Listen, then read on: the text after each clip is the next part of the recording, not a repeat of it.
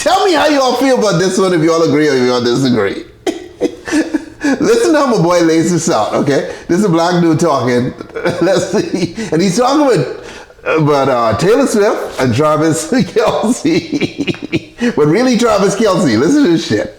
Travis Kelce did something very important. He just got to the top of the pyramid, the white vacationers pyramid. There's a group of people, white people, who vacationed as Negroes for a time until they went back white. And when they went back white, they got untold riches. Yeah, who else is on it? At the bottom is Post Malone. Post Malone, who came up, "It's my God, it's white eye, the sun." A couple of years later, Post Malone was like, "Rap is not real music." I was like, God damn. Very powerful white vacationer. Miley Cyrus, one of the best. She went from Disney, then all of a sudden, Miley Cyrus was throwing ass and being down with Mike Will Made It. She had to Jordan. She was a top flight black culture vacationer. Okay. Loved it. One day, all done. That music really doesn't have very much value. Miley, what? Justin Bieber, big time. Now, Justin Bieber has basically almost come back with the last album where he all of a sudden doing R&B again. They're saying he's ambiguous now. He biracial. He might be at the top of the pyramid with that. But Justin Bieber came along, it's a lonely girl, lonely girl. The next thing it was like, my nigga, my nigga, my nigga. And then he took it further because he actually started getting in trouble. Rick Ross and the rest of these guys giving Justin Bieber lean, and then Justin Bieber actually fucking the whole lean situation up. They then took the activists off the shelves, and you had a whole bunch of black lean heads that I know from Sea to Shining Sea going, "Now, how the fuck we let Justin Bieber sit lean with us?" But that's not who Travis Kelce overtook. Ooh. The number one white vacationer of all time before Travis Kelce just got to the top is Patty Hearst. Patty Hearst, heiress. I was thinking like a musician. No.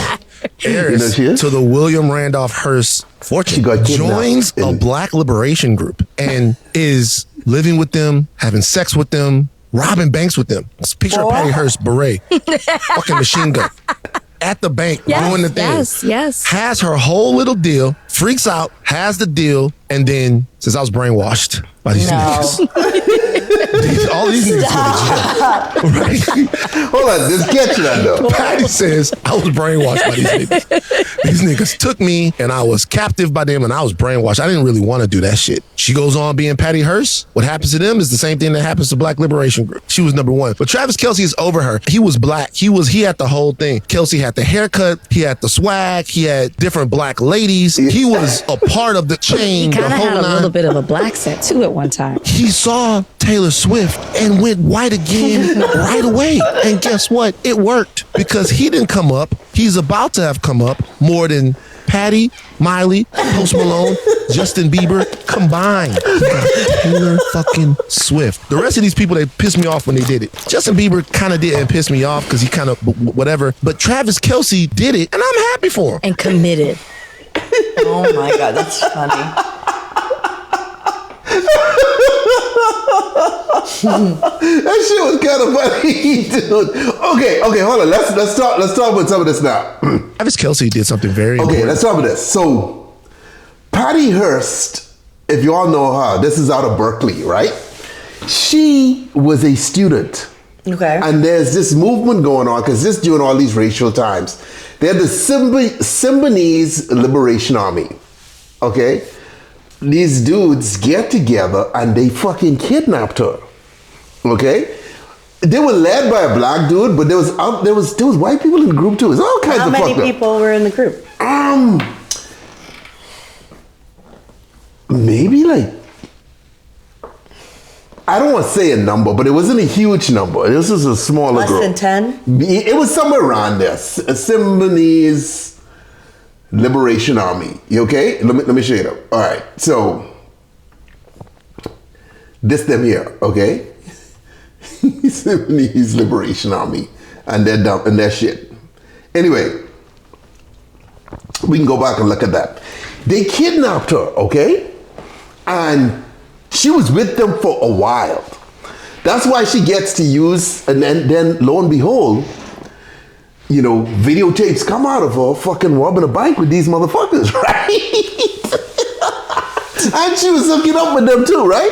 And they weren't all black. There was a black dude in charge, But there's white people in the group too. Basically, this Berkeley, so these some ultra liberal dudes who fighting for a cause and just using guns, okay? So don't think that liberals are all anti-gun. If you see this country go sideways, don't think you can go to the liberal community and they're gonna be all gun free. No, dude. You know, and because in that time, there was a lot of there was assassinations, there was shootings, there was all kinds of shit going on. And they turn on the news and lo and behold, Patty Hearst is robbing a bank with fucking machine gun. They're like, what the fuck? Funny, I'm sorry. Anyway, when they got caught, she was able to use Stockholm Syndrome defense. Of course she was. Okay, now. Is she still alive? Yeah, she's still, hold on. The dude from Nerdist, I think married her daughter. Hold on. Patty Hearst. Yeah, she's 70-something years old now. 71. This is right here. Okay. That's and her daughter, she has a daughter, Lydia Hearst, maybe? And I think Lydia, that's right, Lydia's married to this dude, Chris Hardwick. Oh, wow. So Patty Hearst, you know Chris Hardwick used to do a Talking Dead, after The Walking Dead, he used to come on and do that. When The Walking Dead was hot, he used to do an interview show afterwards. Mm-hmm. He's married to Patty Hearst's daughter. Crazy little world, right? Crazy little world. Jay Electronica married Kate Rothschild. Chris Hardwick, siblings, Gina Hearst. Anyway, Patty Hearst, yes. What syndrome did Patty have? Patty Hearst syndrome refers to Stockholm Syndrome, a psychological phenomenon where kidnapping victims develop a positive bond with their captors and may even identify with their ideology, often seen as a trauma bond or identification with the aggressor. But this somewhat of a real thing though, because if, for instance, the Taliban was to capture both of us, right? Yeah. We in Taliban custody. Okay, so as time passes, we're now learning Arabic, we're learning their culture. Because, if you kidnapped, in that part of you gotta pick up the language. Go along with it. Yeah, you can pick up the language. They can force Islam on you. So you begin praying and stuff, and then maybe you begin to see America as the great aggressor, you know what I mean? And all of a sudden now you want to pick up guns and fight, So do you believe her? Was she interviewed after this? And how long was she robbing banks with them for? I don't think she robbed that many banks with them. Okay, if you and all the tipsy girls were to rob a bank, who would you want doing what role? Okay, hold on. Hearst prefers to be called Patricia rather than Patty, was born February 20, blah, blah, blah, blah. Okay, we in early life. On February 4th, 1974, 19-year-old Hearst was kidnapped from a Berkeley apartment. A small urban guerrilla left-wing group called the Symbionese Liberation Army claimed responsibility for abduction and demanded the release of a recently arrested SLA member, Joe Ramiro and Russ Little. After the state refused to free the man, the SLA demanded that Hearst's family distribute $70 worth of food to every needy California, an operation that would have cost an estimated $400 million. In response, Hearst's father obtained a loan and arranged the immediate donation of $2 million worth of food to the poor of the Bay Area for a one-year project called People in Need. After the distribution descended into chaos, the SLA refused to release Hearst. According to Hearst, they need to do a movie about this. According to Hearst's testimony on a 1976 trial, she was held for a week in a closet blindfolded with her hands tied. During this time, SLA founder Donald DeFries repeatedly threatened her with death. She was allowed to leave the closet for meals. Still blindfolded and began participating in groups' political discussions. She was given a flashlight for reading and SLA political tracts to memorize. Okay, she was blah, blah, blah, blah, blah, blah, blah. I accommodated my thoughts about it.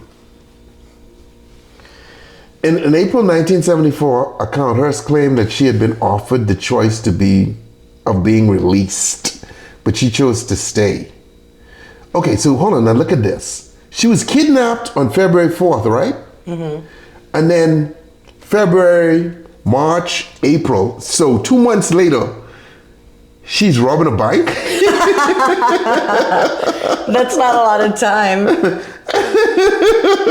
She probably was like, this. Hearst was on surveillance video wielding an M1 car behind while robbing the Sunset District branch of the Hypothetical bike in San Francisco. Holy shit. You know, the dad was like, what the fuck? What are you doing, girl? You can imagine that dude eating dinner. I missed my door. What the fuck? Patricia, what are you doing?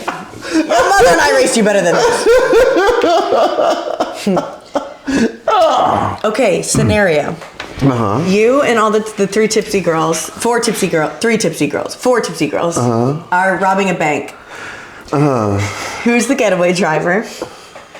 Who is distracting, creating a scene to distract people from what's happening? Who has their gun up to the tellers? Who's actually robbing the bank? And who is just along for the ride? Okay, well, no one's gonna be along for the ride because there's only 5 of us.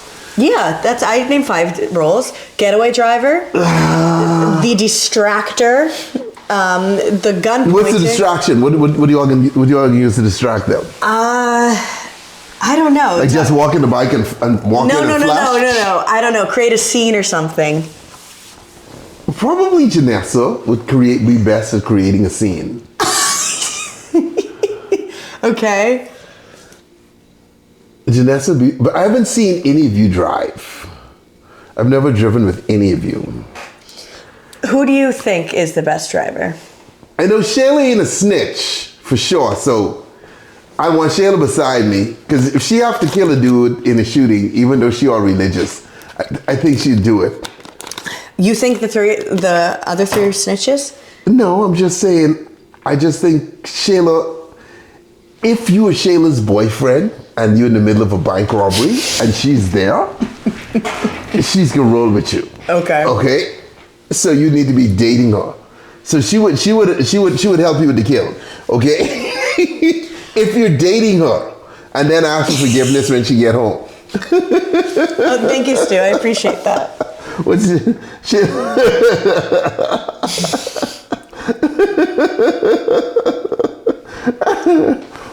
Dana would distract the bank tellers with her raspy voice. Janessa's definitely showing the gun to the teller. That's an interesting one. Okay. Anyway, but this all began with us talking about a girl, Patty. You know, this began with Travis Kelce. And he has one though. Because guess what? He might totally be into black girls, right? But then how the fuck you can turn down Taylor Swift? Think about the benefits of this now. Yeah, like you like black chicks, right? Yeah, I'm into my You black think girls. he started this relationship kind of, trying to reap the benefits of being with Taylor Swift? Because listen, no one is as big as Taylor Swift, but Travis Kelce, people know who he is. People knew who he was before. I knew who he was. Well, I like sports. But do you think he did it with the... Okay. And... Okay, a lot of... And you like ladyboys. Now that we're spitting facts here. That's not true. But anyway, go ahead. Do you think... his intentions were entirely pure when he went online and said that he made her the friendship bracelet for the tour and that he would like to take her out. Do you think that he was just a famous person attracted to another famous person? Or do you think he said, I'm a good looking guy. I have a lot going for me right now. Let me try to date this superstar. His previous girls don't look like that, Right. Like, I'm just saying. I'm thinking, okay, he could genuinely like her, but I think who she is plays a huge fucking part in this. Because you gotta understand, that boy Jersey, because of Taylor Swift's fans, on fucking fire. Oh, yeah. That would have never happened. Number one. The value of the freaking Kansas City Chiefs increased several $100 million by him dating Taylor Swift. I would hate to be her. You understand that shit? I would never think that people's intentions who are newly coming into my life are pure. Yeah, but you don't even need to be. You don't need to be as famous as her for that. Like you could just. No, I know, and that's sad. You could just like whatever you have. Like dudes with money have to think the same way, or some actor have to think the same way. So there's a lot of people. No, but I'm just saying, like, okay, she does not look like his previous girls. That's number one. Right. That's not enough, but I'm just saying, and then you have to look at every business that he's involved in. The minute Taylor Swift signs beside him, they all increase in value. Their podcasts. So you think it was intentional? I ain't saying that, but I mean like. You can't not think about it at some point. Yeah, you gotta think these dudes have reaped some fucking benefits. How long do you think they're gonna last? I mean, at this point, she might as well roll with this. Because you're like 35, right? You think they're gonna have babies? I could see them having kids. Yeah, I could see her having a kid. That'd be a huge deal, Taylor Swift. Oh my God. Yeah. Everyone's gonna go fucking ape shit. Dude, she bigger than Beyonce now, if you ask me. You know what I mean? She's the biggest celebrity maybe ever. Yeah, she's past Beyonce status right now. Because Beyonce is older. She don't do as much as she was doing before. I mean... People have, all these A-list celebrities have crazy fans, but I have never seen anything like Taylor Swift. The hundreds of thousands of people who couldn't get tickets to the concert outside the stadium singing the song, you wouldn't catch me dead doing that. Dude, me and Emma went to Seattle. We took a trip to Seattle, and Taylor Swift happened to be there at the time. So that means it was even hard to find a hotel, but we got a room.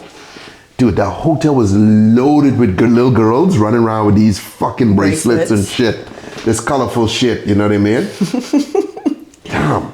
That's another reason. They love her. Yeah. And hold on, see, that's the thing. Like, if you have a little girl, right? Imagine this now. Me as the dad of a girl who likes Taylor Swift.